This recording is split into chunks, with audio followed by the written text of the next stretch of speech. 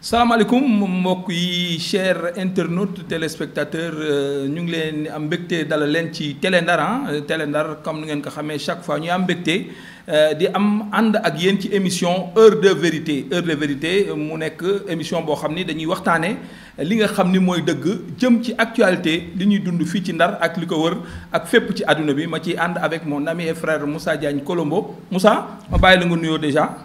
Merci beaucoup Babacar ñuy am mbégte rek comme ni nga ko waxee di dellusiwaat fii ànd ak ñi nga xam ne nag ñooy téléspectateurs yu Télé Ndar ci heure de vérité war cee waxtaanee lépp loo xam ne rek doon na loo xam ni lu ñuy nemmeeku la ci dëkk bi. te war cee mën a wax ci dëgg nag. ngir ñu mën ko suuxat defe naa ni loolu mooy l'objectif recherché. ci li nga xam ne moo di émission bi di nuyu nag képp koo xam ne rek jamono ji yaa ngi nekk en direct di ñu déglu. voilà mu ngi noonu heure de vérité moom la ñu wax maanaam.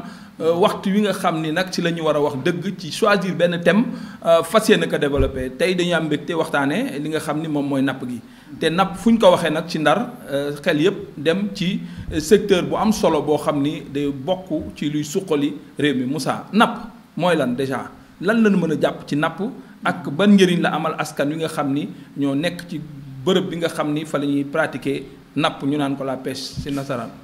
waaw napp moom fii ci Ndar Babacar doon na loo xam ni lu am solo. parce que mën nañ ni sax mooy li nga xamee ni moo yore koom-koom bi ci wàllu Ndar.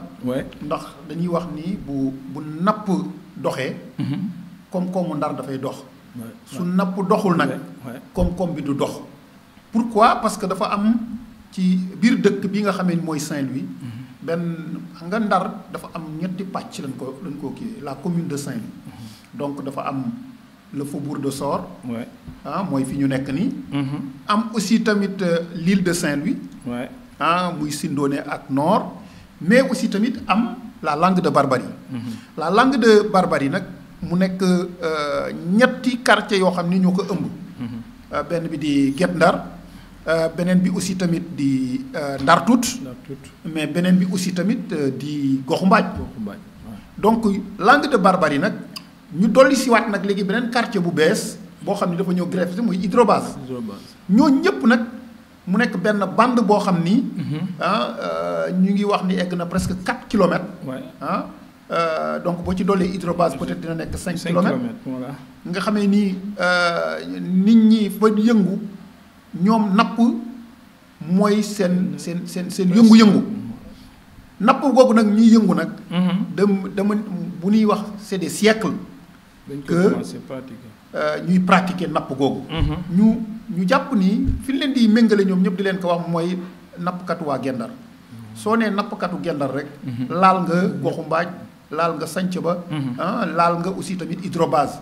parce que Guet Ndar moom mooy xol bi. moo njëkk ci quartier yi donc loolu mu doon nag loo xam ni activité boo xam ni ci sunu ay maamaati maam la woon ñuy yëngu ci wàllu la pêche artisanale pêche artisanale boobu nag dafa doon loo xam ni lu am solo loo xam ni même sur le plan national pour capture yi ñuy am fii ak production yi ñuy am fii dafay influer bu baax a baax ci capture annuelle yi nga xamee ni moom la ñuy am ci wàllu produit halieutique donc fii ci Guet Ndar liñ fii jàpp ci Saint-Louis ci jën doon na loo xam ne lu takku la dama lay jox rek exemple bu gën a ndaw mooy année bu nekk xanaa ren la doon année record nga xamee ni am nañu ci wàllu tonnage ci année 2024 bi 97 200 et quelques tonnes de produits halieutiques xam nga loolu lu am solo la mu nekk record boo xam ni record bu am solo parce que boo xoolee année 2023 bi c'était pas la même chose année 2022 c'était pas la même chose année 2021 c'était pas la même chose année 2020 nga xam ni Covid bi daf ko laal bu baax gisoon na ni production yi dañu gàtt waaye nag soo déggee ñuy wax ni 97 200 tonnes moom la ñu jàpp da nga naan foofu xanaa dox na voilà mais malgré loolu dañu gis ni yeneen année yi ñoo gën année bii ci lu bëre loolu nag analyse bu sore la pour mën ko génnee pour nit ñi mën a comprendre pourquoi nappkatu gendar yi di wax ni ñoom ñi ngi ci jafe-jafe. voilà dundatunu la famine guette ce quartier là nit ñi dematunu nit ñi dikkatunu donc mu doon ay difficultés malgré ces 97 200 tonnes de produits halieutiques te loolu buñ ko jaayee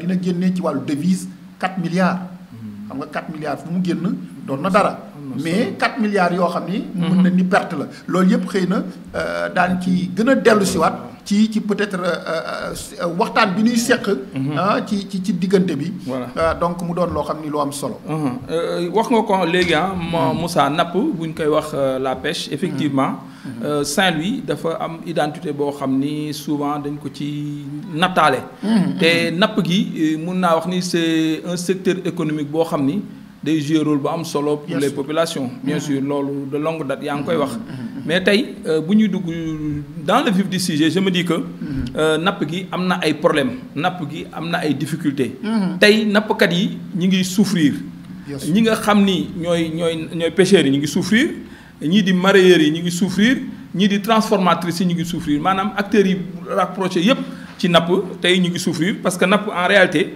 du rek dugg gaal dem jàppi jën ñëw jaay après mu jeex dafa am benn chaîne boo xam ni moom lay dérouler bokk na ci comme ñi ma wax léegi rek déjà mun naa wax ni sax même les artisans dañu bokk ci ñi nga xam ne ñooy defar gaal yi dañu bokk déjà ci chaîne boobu nga xam ni mooy commencer ci suuf yéeg ci kaw dem ba ci sommet bi wàccaat ba ci suuf mu nekk benn pyramide boo xam ni maanaam fépp fu fa xaw a sooxe rek day toucher beneen côté bi mais de façon générale globale tey jii Moussa on sait que la pêche à Saint-Louis comme partout au Sénégal elle rencontre des difficultés et que am na problème yu bëri yoo xam ne ñu ngi ko ciy nemmeeku te bi ci jëkk mooy la rareté des ressources halieutiques comme li nga wax donte sax ñu ngi am résultats yi nga wax léegi mais le problème est là les produits halieutiques les ressources halieutiques se font de plus en plus rares léegi nag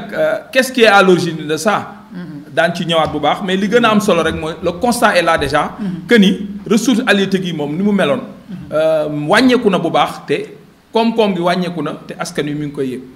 waaw mais Babacar da nga wax lu am solo. di nga gën a camper le sujet sax ci fi ñu jëm.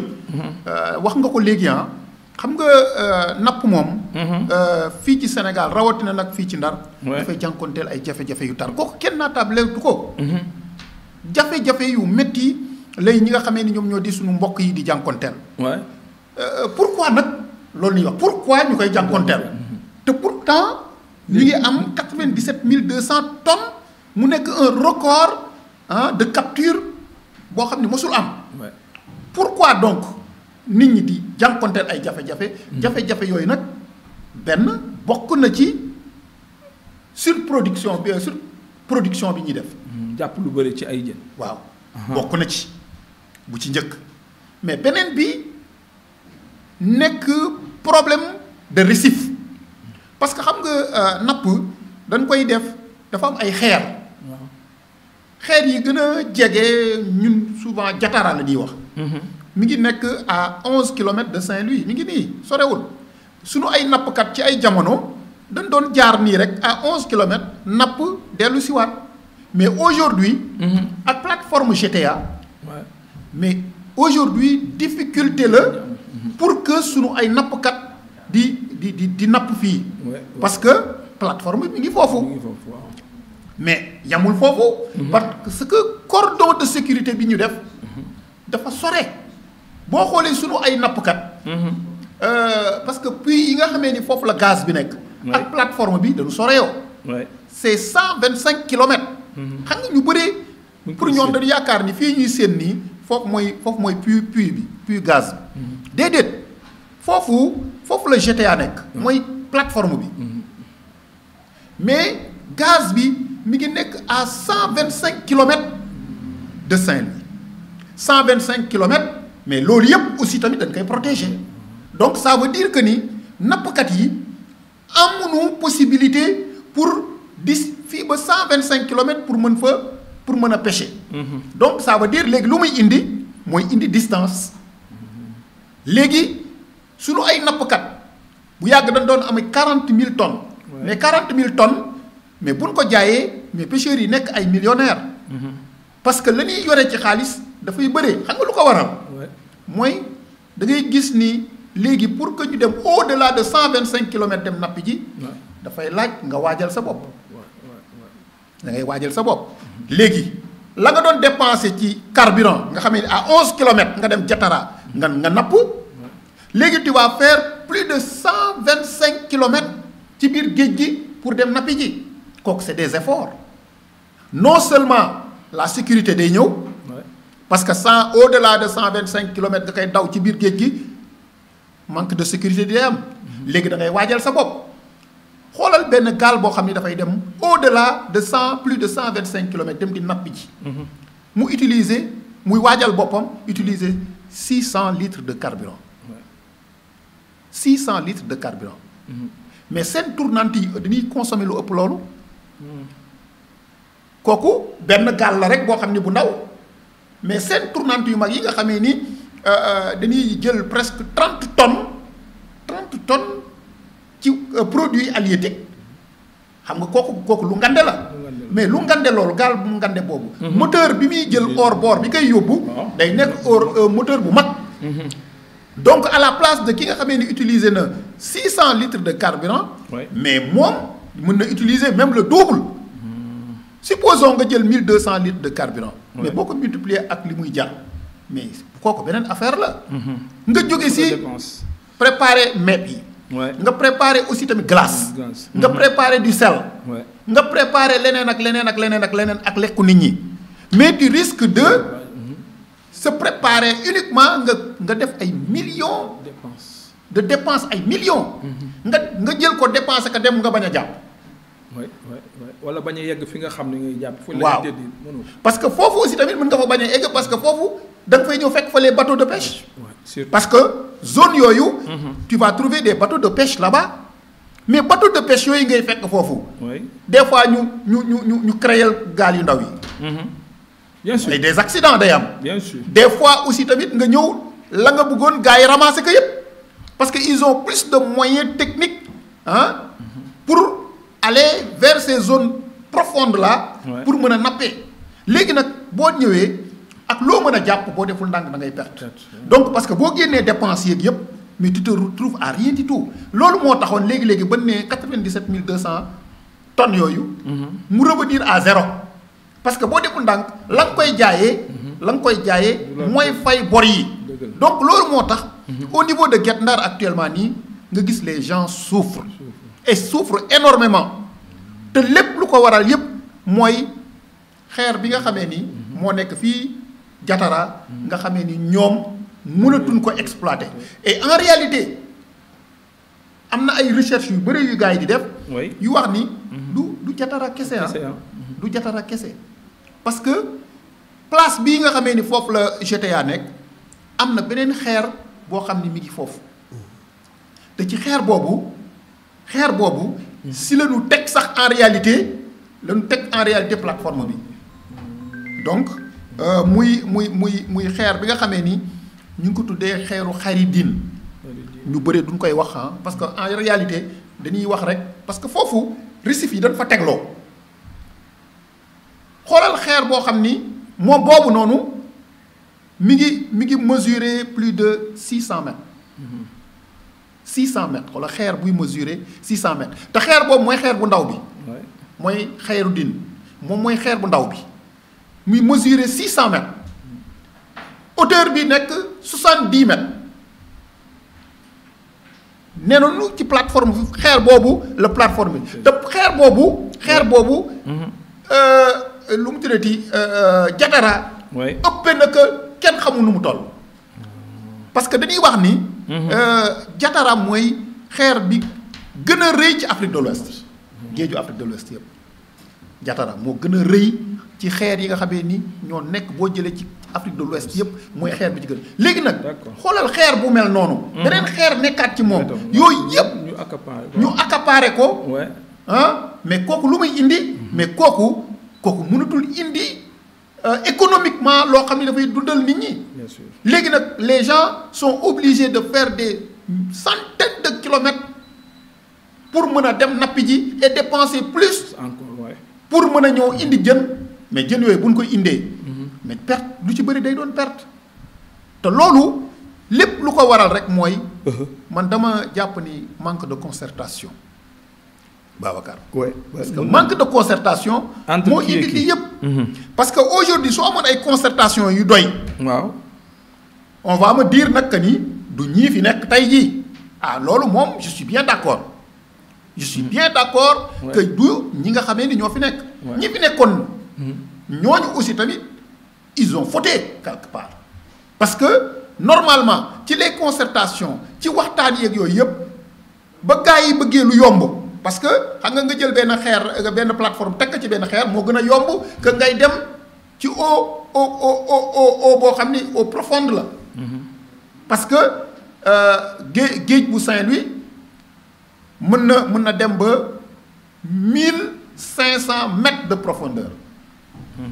xam nga kooku gudd na mais boo ñëwee ci diggante xeer yooyu nga ñëw teg fa tu as moins de profondeur pour mën a teg sa plateforme mais jamono boobu moi je pense que ni l'État du Sénégal waroon na sóor les Guet-Ndariens pour leur dire que yéen seen puits bi ngi nekk à 125 kilomètres donc vous devez vous rapprocher mënoon nañu daw ba 75 kilomètres ñu def foofu seen plateforme ñu def fa plateforme mais ce n'est pas le cas oui c'est vrai on les a laissés ñu ñëw ba à 11 kilomètres de Saint-Louis 10 kilomètres de Saint-Louis mi ngi nii boo taxee fii Guet-Ndar da nga koy gis nga ñëw ci récif bu toll noonu nga xamee ni li muy def ci ay jën Babacar kenn xamul nu mu toll te ay jën yoo xam ni les poissons nobles qualité de qualité ay coof ay dorade ay yeneen ak yeneen ñoom ñoo nekk ci biir xeer boobu te xam nga ni coof boo ko jàppee ci sa gaal rapidement tu te fais des millions les dorades là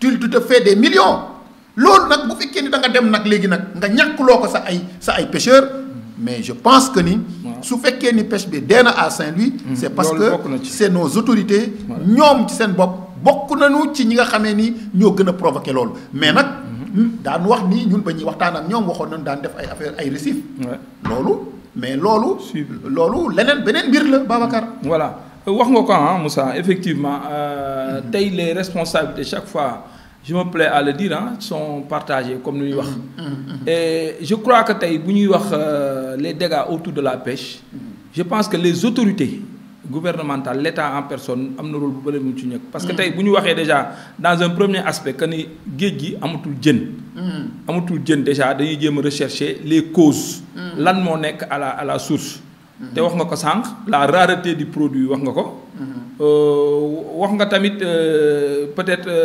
le produit ni muy jeexee ak ni ñu koy utiliser surpêche boobu ngay wax ak yooyu loolu bu ñu xoolee déjà la rareté des ressources halieutiques dañuy gis ni état bi am na foo xam ni dafa échoué parce que maanaam supervision bi nga xam ni le ministère de la pêche des eaux maritimes ak leneen war a taxaw di superviser parce que ku nekk secteur bi nga yore je pense que tu dois avoir les moyens de superviser xam géej gi ñaata distance la xam produit halieutiques yi nan la fétéo xam les récifs fan la nekk xam ñii nga xam ne aussi ñoom ñooy pêcheurs yi nan lañ war a utiliser les ressources ba mu mën a durer de longues années seen génération yi mën ci profité loolu yëpp ay objectif la ay yoo xam ne dañ ko war a scinder dans le temps et dans l'espace pour que ñu mën a bañ a tomber dans ce que tu viens de dire là mooy le fait que la pêche est un secteur qui est en train de mourir effectivement beneen bi wax nga ko léegi mooy les récifs comme ni nga wax GTA bi ñu implanté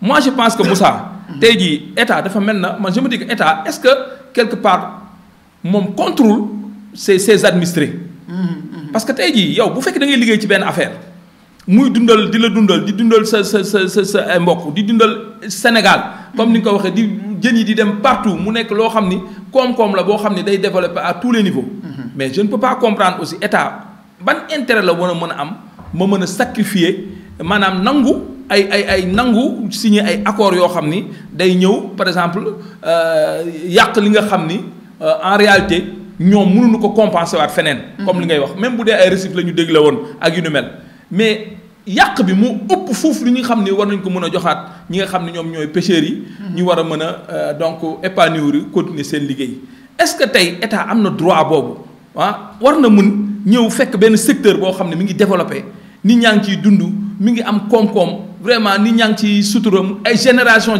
jaar nañ ci war a ñëw déstabiliser que en 1 an wala moins d'1 an ba finalement ñu retrouver dans une situation boo xam ne tey tout le monde a pâti parce que wax naa la ko sànq les acteurs de la pêche ce n'est pas seulement les pêcheurs mais xam nga même nous les populations qui vivons avons besoin de ce poisson là. waxuma la les mareyeurs ñi nga xam ne ñoom aussi dañuy nekk loolu. ñi nga xam ne ñoom ñooy les transporteurs sax ñi yàpp oto yi sax chauffeur bi sax. ñu ciy gis boppam mais bu fekkee loolu yëpp amul Moussa tey est-ce que quelque part l'État n'est pas contre ses administrés par rapport ak situation bi nga xam ni moom laa la décrire léegi par rapport ak à la pêche déjà. waaw mën naa d'accord ak yow ci loolu parce que gis nga ñaari wërsëg bu ñëwee. ñaari wërsëg bu ñëwee doo sacrifier benn wërsëg bi pour jël beneen wërsëg bi. gis nga le pétrole et le gaz. oui mais kenn du ko bañ. waaw ñëpp ko bëgg.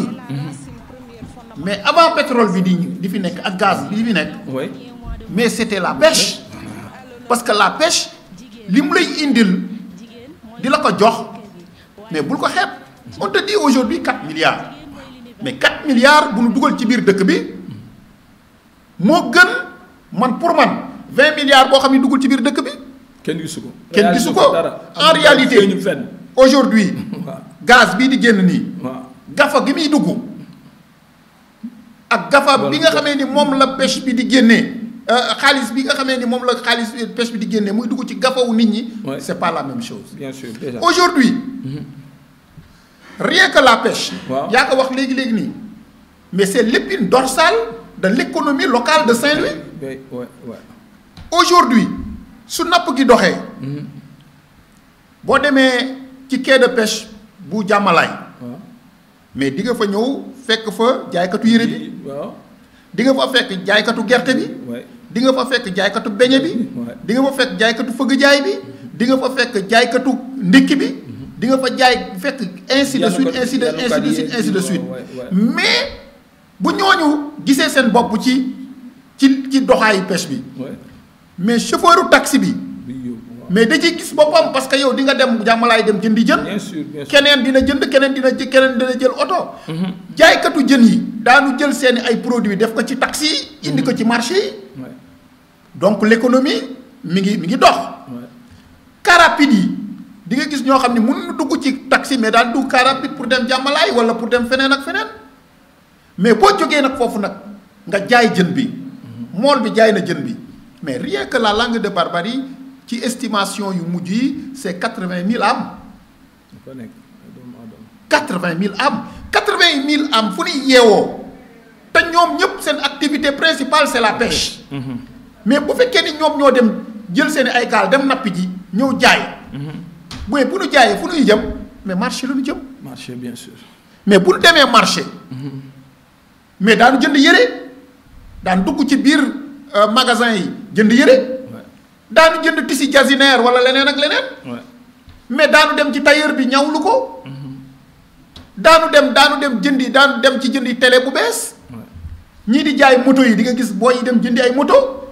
kuy jaay oto di nga gis ñu jënd oto. donc en réalité. dafay doxal. koom-koom bi. donc fépp mooy dox. le faubourg de Sor pêcheurs yi daanu indi seen xaalis mu jëm. Faubourg de Sor parce que waa Faubourg de Sor xëy na ñoom nekk nu ay pêcheurs mais ñoom nekk nañu ay commerçants ñii nekk ay chauffeurs ñii nekk leneen ak leneen. ñu ngi gis les retombées de la pêche. à travers leurs activités. dans l'île de Saint-Louis c'est la même chose bu boobaa beneen mbir dina ñëwaat mais chaîne de froid yi nga xamee ni ñoom ñoo nekk biir Gendar nga xamee ni yu bëri léegi tëj nañu mooy usine glace yi mais bu fekkee dafa am une bonne production. mais Babacar. mais daanu glacé. bien sûr mais buy gars yi di dem géej aussi tamit daanu jënd glace ainsi de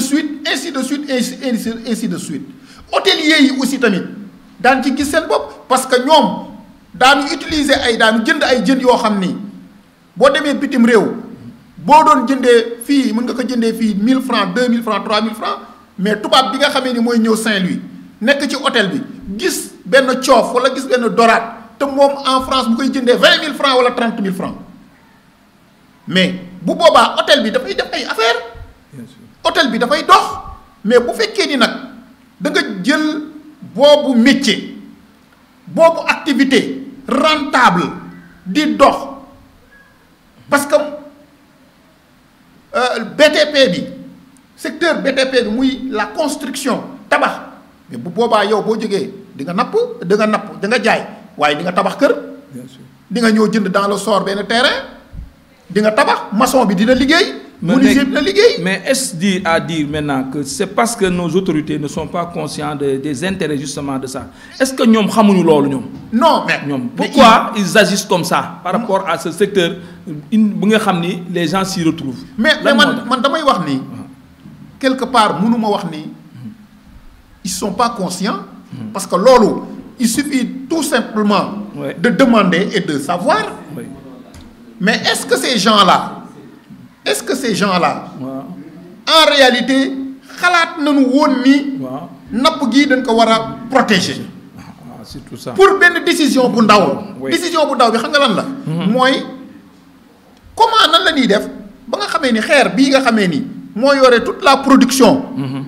ñu protéger ko. mais xeer boobu aujourd'hui ñun waruñu woon toog ba léegi ñuy wax ay affaire jatara bien sûr. ay xayridin non Babacar loolu moi je trouve incompréhensible. Voilà. que ñuy toog jusqu'à présent ba bay wey mbuus ñuy nekk di wax ay jatara. donc nos autorités ont échoué à ce niveau. Ils ont lamentablement échoué sur ce côté-là. Sur ce côté-là. Aujourd'hui, on parle de renégociation. Renégociation, xam nga fan lay njëkkee. mooy plateforme bii. plateforme bii. ñu jëlee ko ci xeer bi mu nekk. mais loolu est-ce que Moussa mën na nekk. waaw mais mënul nekk. d'accord je peux mën naa d'accord ak yow ni mënul nekk xëy na. du gaaw te lu mënul nekk amul. sax du gaaw quoi. la waaye mais y avait. peut-être trouver des solutions aléatoires. wax nga ko des solutions alternatives. waaw wax nga ko. mooy comment faire parce que ci les négociations entre BP. ak l'État du Sénégal. waaw mais ñëpp xam nañ ni on devait woon plonger des récifs 13 récifs on dit gars yi sax dem na sax ba naan 9 récifs la ñu wax mais qu'importe des récifs de 3 milliards xam nga récif buy jar 3 milliards war na mën a rëy peut-être xëy na du rëy ba toll na comme Jatara wala du rëy ba toll na comme Xayruddin mais dina doon récif boo xam ni bu mag mais récif yooyu ñu waroon def. ñu ne 9 récifs daan leen ko defaral. récif bu nekk dinañu ci dépenser lu toll 3 milliards. mais en réalité Babs. ana récif yi est-ce que def na yaa amagul jusqu'à présent amul benn récif bu nu plongé ci biir fii ci Saint-Louis pour permettre à nos pêcheurs pour que jën yi mën a migrer jógee foofu ñëw ci récif yi amul malheureusement et pourtant foofu nag laay waxee état bu bees bi parce que yow boo ñëwee. tu as hérité vraiment une patate chaude. mais cette patate chaude là refroidissement bi yow yaa ko war a def. yow yaa ko war a def en quoi faisant mooy que nga ñëw nga ni BP ñëw leen ñu toog yéen a waxoon ni xeer bi mënuñu leen fi jëlee waaye ñun ci wàllu technologie. am na ay mbir yoo xam ni nit ñi mën nañ ko def. vous avez dit que da ngeen di installer 9 récifs mais récifs yooyu fu mu toll. installer ces 9 récifs là suñ ko installer ba pare xam nga la technologie au niveau de la pêche dafa moderne léegi mais il y a des vibrations yoo xam ni soo defaree récifs yi ba pare nga def ay vibrations. mais jën yi dañuy jógee fële ñëw fii et pourtant jën yi gis nga. pourquoi ñu doon nekk Jatara c'est pour ñu dem foofu nen bu ñu demee ba nen yi am na condition climatique yoo xam ni mooy tax mu gaaw a toj mais condition climatique yooyu. bu demee ba jeex mais jën bi dafay génn foofu Mauritanie la jëm. parce que dafa am benn courant bu koy xëcc mu dem foofu. pourquoi technologie bi nu mu soree ak nu mu nekkee de pointe. pourquoi bu ñu jëlee les récifs là defar ka ñu fexe ba créer ces conditions là pour que jën yi mën a dem ci récif yooyu bu ñu demee ci biir récif yooyu te du ñu sore Gendar ak Goxu Mbaaj ak Santhiaba les gens vont laisser di dem ay plus de 200 kilomètres 300 kilomètres pour dem nappi ji mais di nekkaat à 10 kilomètres di dem nappi moom lañ tuddee Nguetti Terre nga xam ne da ngay dem léegi tu reviens mais bu fekkee ne nappkat bi dafa jógee à Saint-Louis dem di def ay lu plus de 200 à 300 kilomètres il est obligé de faire 5 jours 6 jours. Ouais. Mais 5 jours 6 jours dépense boobu mais c'est énorme c'est difficile donc loolu yëpp état il faut que ñu am ay état yoo xam ni dañuy jóg pour jàppale ces populations gaz bi neex na trop mais gaz bi c'est à un niveau boo xam ne très élevé parce que Sénégal la ko bokk Sénégal la ko moom mais pêche bi nga xam ne moom la ñuy napp fii nag Ndar moo ko moom te pêche bi bu doxulee rien ne va mais malheureusement nous avons des gens yoo xam ni comme j'ai l'habitude de le dire des gens yoo xam ni qui sont à des niveaux de responsabilité yoo xam ni waruñu fa nekk mais Babacar. Oui. Mais tu as le ministère de la pêche est représenté par un inspecteur. Ici, ouais. Wala direction des pêches. mi ngi fii Hydrobase c'est depuis ñaata at bañ na ko sax ba bâtiment boobu sax. day daan bâtiment bi kenn xamul ñaata at la jël pour dire que ni pêche yàgg na fi. sax mais en réalité est-ce que tu connais toi le responsable des pêches. la wax la communication encore une fois. mais am nga tey Moussa encore pour relancer ci côté boobu. man damay faral wax ni toujours sama xalaat day dem sax ci acteurs yi quoi. xam nga wax nga ko sànq nga ni ñëpp ñi nga xam ni dañuy tourner autour de la pêche. mais bokk na ci les mareyeurs mais surtout les femmes transformatrices. Ah oui. ak les jeunes yi nga xam ni. tey jii ñoom ñëpp pêche mooy nekk seen leitmotiv pêche mooy nekk li nga xam ne mooy seen activité principale. parce que jàngatu na école tu sais très bien que Gendar boo juddoo nekk xale lu ci ëpp on te forme pour devenir pêcheur. xëy na sa jàng du sore. mais tey jii moi je me pose des questions quant à l'avenir de ces femmes là ou de ces jeunes là yi nga xam ni tey. ils risquent de se retrouver au chômage parce que pêche bi ni muy doxee permettre leen ñoom ñu am la possibilité vraiment de faire des avancées économiques. Par rapport à cette activité là. amuñu infrastructure pour dire Saint-Louis simplement. manqué nañu infrastructure. manqué nañu formation. manqué nañu moyen. xoolal mbaar yi leen di defar ñi nga xam ñooy defar keccax. géej gi ak yooyu côté bi ñu nekk fële à Sine mais c'est triste. Tout à fait. waaw dama xamul léegi pourquoi maintenant aspect yi duñ ko jël point par point Moussa. parce que je me dis que chaque fois secteur boo mënti jël tu le prends point par point boo waxee femmes yi ba pare war nga mën a wax les jeunes nga xool. parce que ba léegi le phénomène de la migration irrégulière immigration clandestine bi ñuy wax. ba léegi ça est là. te lan moo koy favoriser c'est parce que la pêche ne marche plus. et que les jeunes yi nga xam ne ñoo nekkoon dans les quartiers de Gendar Goxumbaaj ak yeneen mel ñi nga xam ne ñoo nekkoon fii ba Gandiol. c'est des jeunes qui maîtrisent la mer et qui trouvent que doxatul ils vont tenter leur chance ailleurs. donc beneen aspect moom boo xam ne et ils sont en train de mourir. mais bien sûr. beneen bi gën a garaaw gën a metti Moussa te ñu koy metti lu te ba léegi mënuñ ci ko trouver solution hier seulement on a parlé encore dans une rencontre mais la brèche de Saint-Louis Moussa comment lan lañ war a mën a def wala boog lan lañ war a yan pexe la ñu war a mën a indi ba nga xam ni au moins dee bi daan am foofu wàññi population de Gendar bi ñu dana wàññeeku. nan lañu mën a def ba nga xam ne parce que bu weesoo suqaliwaat li ngay wax sax économie bi. mais il y a les pertes en vie humaine qui sont là aussi énorme. les accidents vraiment en mer tout ça beaucoup de choses yoo xam ni day ñëw fekk si manquement yooyu nga xam ni. li ko waral mooy la rareté des produits ni nga ko waxee. le manque de vraiment le manque de vraiment les autorités amuñu poigne bi nga xam ni war nañu mën a taxaw wax ci affaire bi. tey jii les accords yaa ngi koy cité na sànq tey jii est-ce que li ñu accords yu ñu war a signer avec la Mauritanie est-ce que respect bi war a am entre les deux pays là ni ñu ko war a pratiquer moo xam ci frontières yi fi ñu war a taxaw ak fa ñu warul dem moo xam ci taux yu ñu war a wàcce ay jën. ak yu ñu warul def loolu yëpp mais c'est des choses yoo xam ne est-ce que ñun ñu koy respecter laa wax wala nu ñuy jàppee suñu gaal di ko arraisonner est-ce que ñu ngi ñuy jox cër boobu wala respect boobu mi ngi am. parce que tey jii boo xoolee gaz bi sax moi je me dis que Sénégal xëy na du ci gagné loo xam ni beneen dëkk bi moo ko ci ëppale. parce que bu ñu commencé dañu léger parce que boo nee pêcheurs yi côté Saint-Louis la nga nekkee plateforme bi côté bi la nekkee.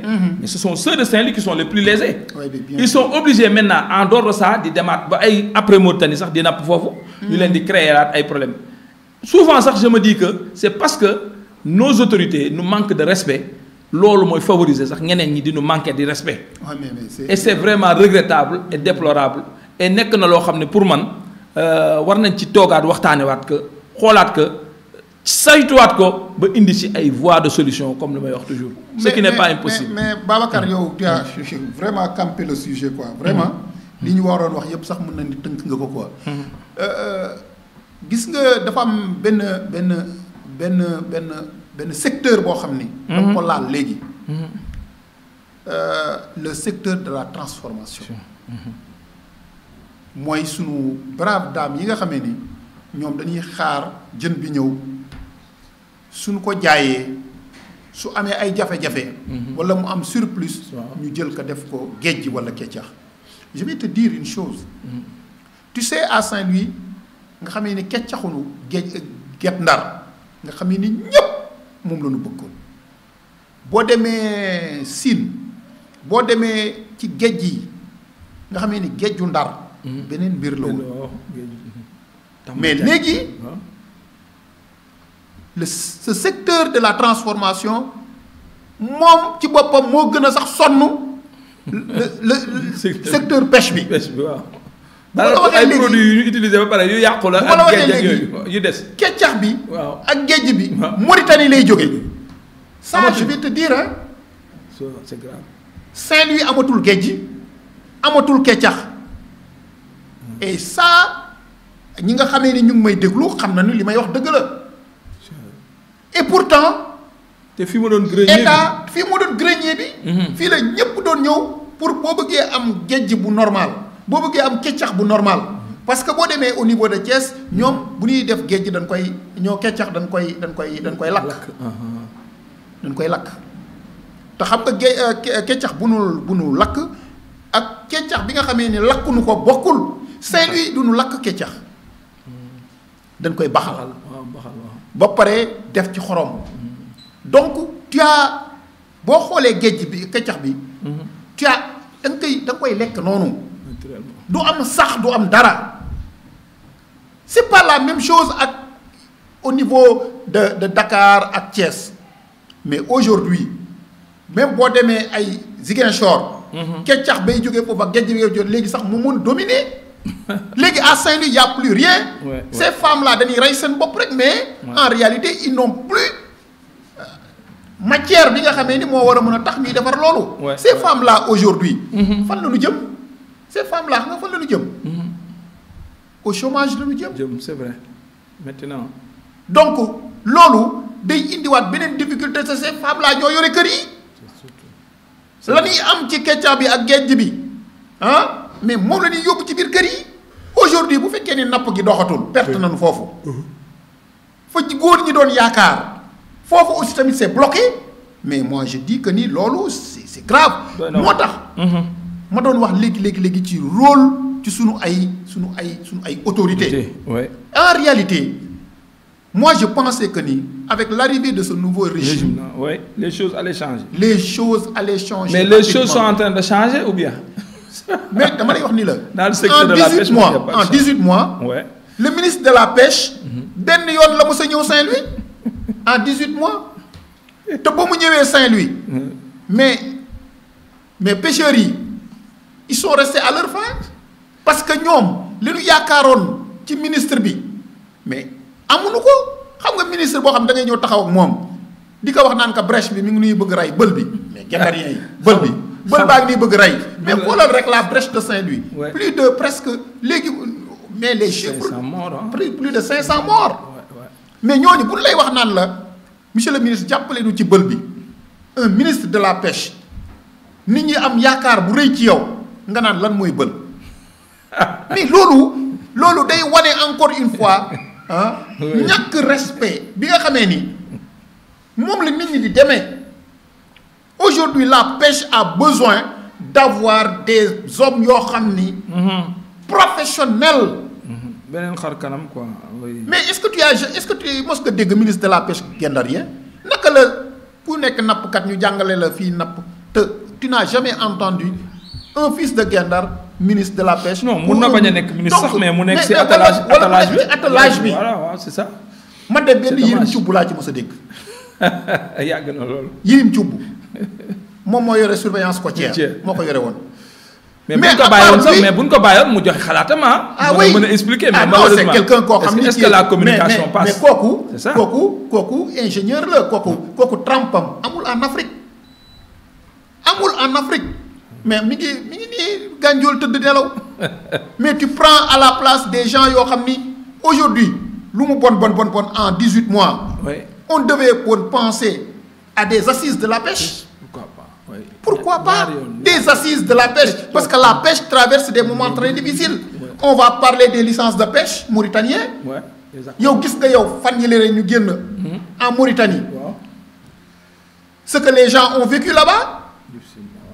difficilement parce que ñu ngi dund ay jafe-jafe yu metti mais nga jógee waat foofu sur les licences de pêche mais les gardes-côtes mauritaniens ngi nii taxaw fii di leen sonal. mais yooyu noonu jar naa waxtaan mais soo jógee foofu tu vas parler du problème GTA pour xool naka la ñuy fexe ba la pêche ñu mën ko soqali. en tout cas GTA moom je pense pas. mais aujourd'hui tey moom daan ci mën a avancer bu baax. mais aujourd'hui GTA. mais pisciculture. waaw comme mënatoo dem. yaa ngi dex yaa ngi géej. Tu penses pas que ni aujourd'hui waroon nañu fekk ñu. les idées sont là ñuy développer pisciculture. maintenant mais aujourd'hui ñëpp xam nañ ni pêcheurs yi ñoom ñëpp ñu ngi ci biti. d'après ba ñu defee sondage yi. xam nga ñaata gaal la Mauritanie la Saint-Louis am. 6997 pirogues. reconnu. waaw et sur les 6797 yi. les 5000 et quelques sont matriculés. Aujourd'hui ñooñu ñëpp ngay gis. aujourd'hui ñu ngi ci ay problèmes yoo xam ni kenn xamul nu mu toll. aujourd'hui on risque d'ici quelques mois vraiment atteindre benn sommet et seuil de pauvreté boo xam ni kenn xamul nu mu toll. Est-ce que tu sais que Guet-Ndar la pauvreté mi ngi foofu. mi ngi foofu bien sûr. parce que ay gor lañu. ni ñu doon dundee. mais ni ñu doon construire ni ñu doon voyager ni ñu doon noosee j'ai vu que ça a changé. mais ma jox la benn métier bi gën a ndaw. xam naa nit ñi duñ ci attaché importance. mais métier boobu ni mu amee woon solo. mais métier boobu mi ngi disparaître par ndànk à Guet-Ndar mooy ñiy defar les moteurs hors bord. quand la pêche marche. mais les gens di dem di dikk mais boo jëndee moteur bi dafay paan. bien sûr. mu am ay doom yoo xam ne ay nit yoo xam ne dañu di former leen. CFAO former leen ñeneen ak ñeneen former leen ñu ubbi ay ateliers yu bëri mais boo ñëwee tu trouves atelier bu nekk ay 10-15 moteurs ñooñu di liñ ciy am noonu di ko yóbbu ci seen njaboot mais ñooñu yaa ngi gis ñu ngi tëj benn par benn. deuxièmement les stations yi nga xam ne ñoo doon am à Guet-Ndar. station d'essence. mais stations yi ñu ngi tëj benn par benn parce que station yi. ñoom ñëpp gars yi leb nan leen a lebal te boo ñëwee perte. leb nga essence jël nga le risque plus de 600 litres de carburant nga daw dem nappi ji dellu siwaat sans rien mais nan nga koy fayee. loolu di am di accumuler loolu moo tax les stations essence yu ci bëri tëj nañu. tu vois affaire bi léegi mu nekk benn difficulté boo xam ni. moo nekk biir Guet-Ndar benn bombe à retardement. loolu war nañ ko mën a xoolaat mais loolu yépp nag je reviens encore en arrière c'est comme si amuñu des administrations yoo xam ni de pêche. yoo xam ni ñoom ci seen bopp ñooy tirer la sonnette d'alarme parce que man dama gëm rapport Babacar waxoon naa ko émission bari man dama gëm rapport boo nekkee inspecteur des pêches aujourd'hui tout ce qui touche à la pêche ñu koy yóbbu ci loo xam ni kenn bëggu ko mais tu dois alerter. Bien sûr. mais aujourd'hui boo duggee sax Guet-Ndar les gens sax xamuñu sax inspecteur des pêches parce que la personne bi nga xamee ni moo war a ñëw jege leen di xam mbir yi nu mu demee di saafoonteeg ñoom di waxtaan ak ñoom di jël des informations di ko yéegee ci kaw mais cette information là une information boo xam ne eggul la c'est difficile Babacar mi ngi noonu aujourd'hui nag bu demee nag ba campagne jot ñu ñëw nag ñu ñëw di yox mais nag foofu nag moi je dis que les guet-ndariens aussi tamit daf dañu yomb ñoo dàq xeex ci politique ñoo dàq yooxu ci politique et en réalité ils n'ont rien dans la politique mais aujourd'hui ce nouveau gouvernement là lu mu bon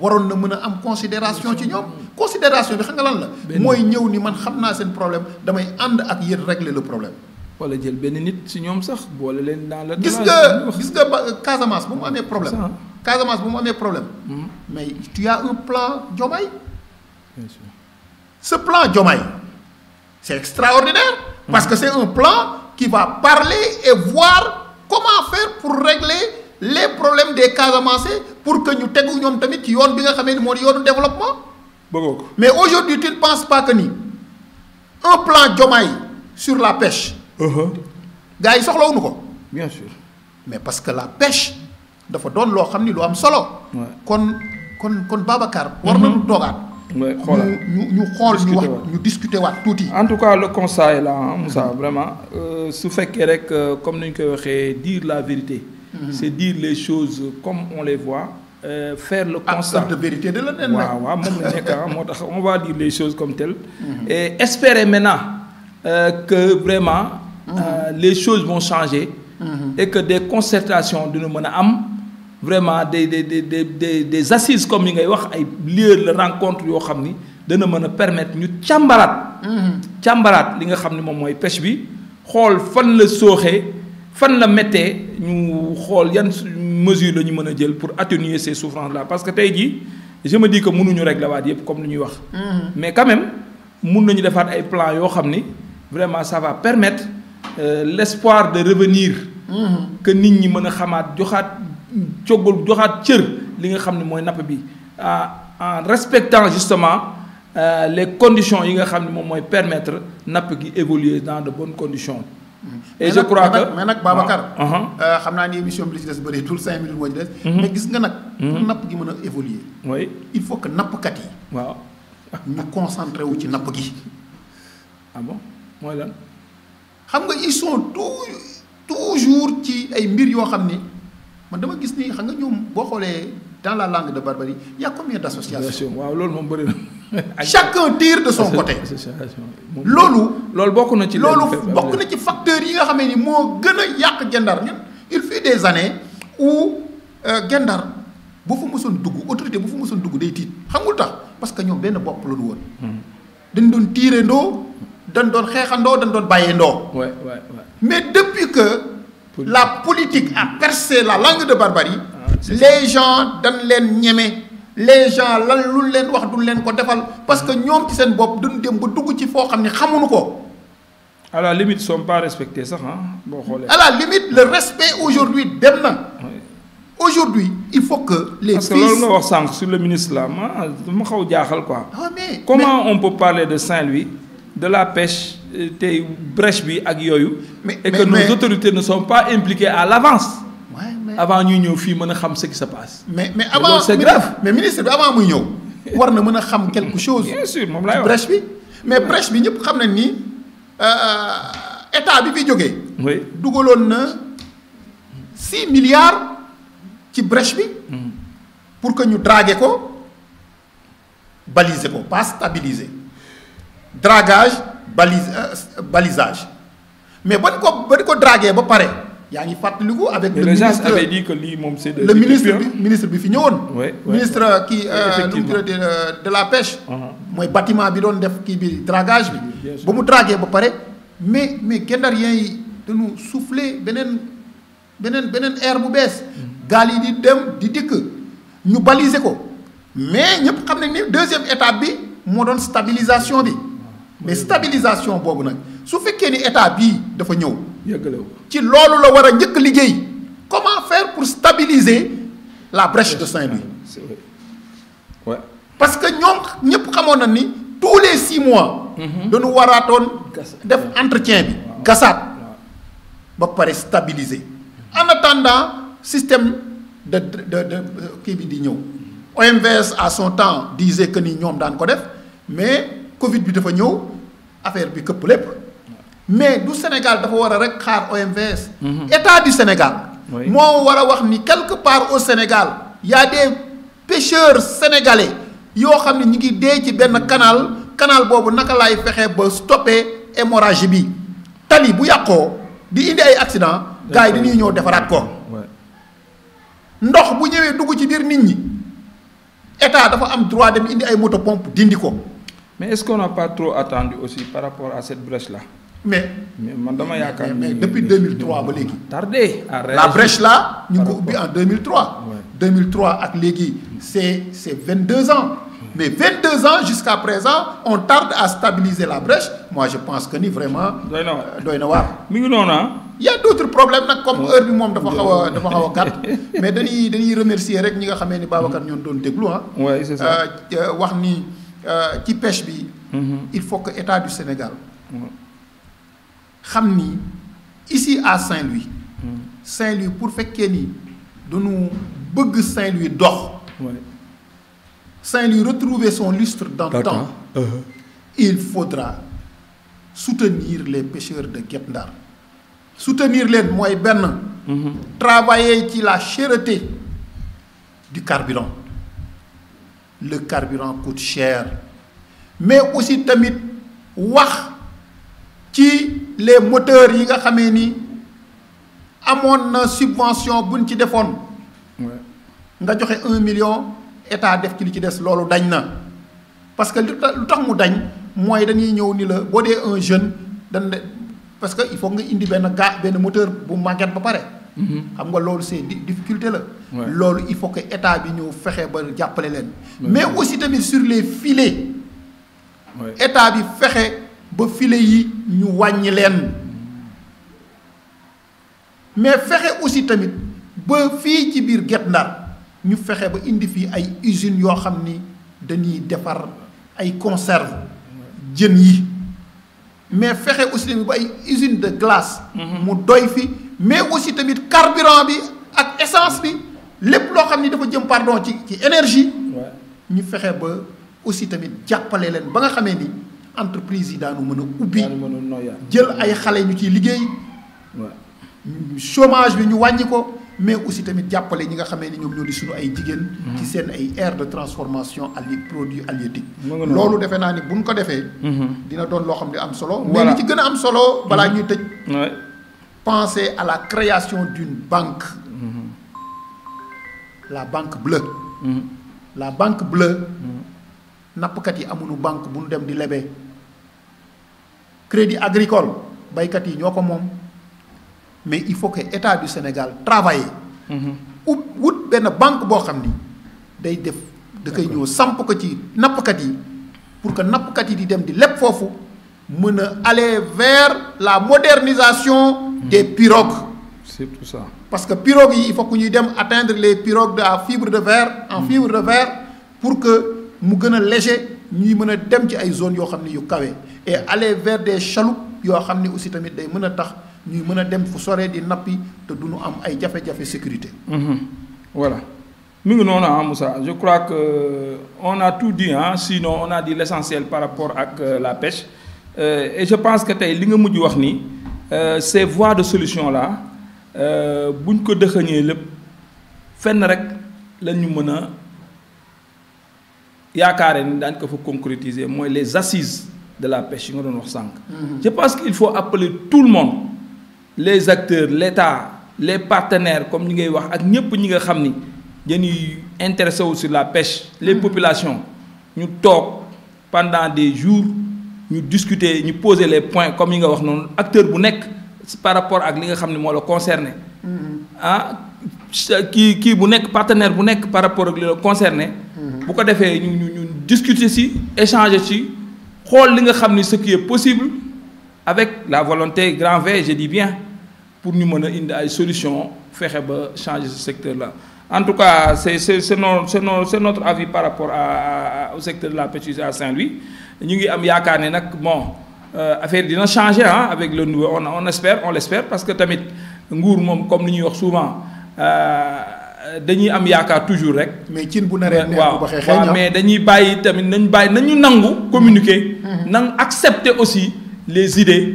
pour que ñu mën a jëm ca kanam et je crois que le secteur de la pêche loolu la soxla que les idées puissent fuser que ñoom ñu accepter ko discuter autour d'une table vraiment pour permettre ñu trouver ay solutions et je crois que bu ñu ko defee rek incha allah les choses dina jëm ca kanam en tout cas ñu ngi remercier ñëpp ñi nga xam ne ñu ngi ñu doon suivre sur Télé Ndar ça a été un plaisir de discuter d'échanger de donner nos avis par rapport à ce secteur vraiment clé sur le plan économique de Saint-Louis muy la pêche di am yaakaar ni li ñu fi waxtaanee aussi jàngat nañ ci lu bëre di am yaakaar aussi li ñu fi waxtaanee daañ ci bàyyi xel lu bëre moo xam autorités yi moo xam acteurs yi moo xam ñi nga xam ni ñoo ñuy déglu ba ëllëg si biir bu ñu dellu siwaatee daañu mën a wax ni vraiment li ñu doon yaakaar ci pêche bi li ñu doon yaakaar ci développement socio-économique jóge ci pêche bi loolu yëpp gis nañ ko te loolu rek moo am solo Moussa. waaw mais xanaa remercier rek remercier di jox dox daje rek defe naa ni ñoom Old ñu ngi ciy travailler semaine bii di ñëwaat parce que tey jii samedi la. donc ñu dellu si waat ñëw dugg nag ci les vrais problèmes aussi tamit yeneen problème yu Saint-Louis. problème yu parce bëri na que problème yu bëri na parce que nag gis naa ni Saint-Louis mi ngi dellu gannaaw. gis naa ni la circulation à Saint-Louis dafa doy waar. da ngay gis tali dara presque ñu ngi yàqu. donc inondation yi y' a beaucoup de choses tey waay doy na war la xam ni war nañ ko mën a waxtaanee. doy daal yaa ngi yàlla jàppale la donc xool naka la ñuy fexee ba waxtaan nag. li nga xamee ni nag moom mooy sunu ni ñuy dundee. sunu cadre de vie. te cadre de vie bi à Saint-Louis je pense que ni il faut que ñu waxtaan si. cadre de vie bi moom vraiment ça ne va plus. et on va discuter incha allah la semaine prochaine. ci cadre de vie wu Saint-Louis. parce que doon na loo xam ne lu commencé di dégradé wu ñu ngi remercier ñëpp nag quoi. di remercier ñoom Old di remercier aussi tamit gis naa ci régie bi ñoom Daouda Mbuub Modou Guèye donc ñoom ñëpp di leen remercier bu baax a baax a baax merci beaucoup voilà mi ngi noonu mbokk yi jërë ngeen jëf à ces jours à très bientôt incha allah sur Ndar Télé Ndar voilà merci beaucoup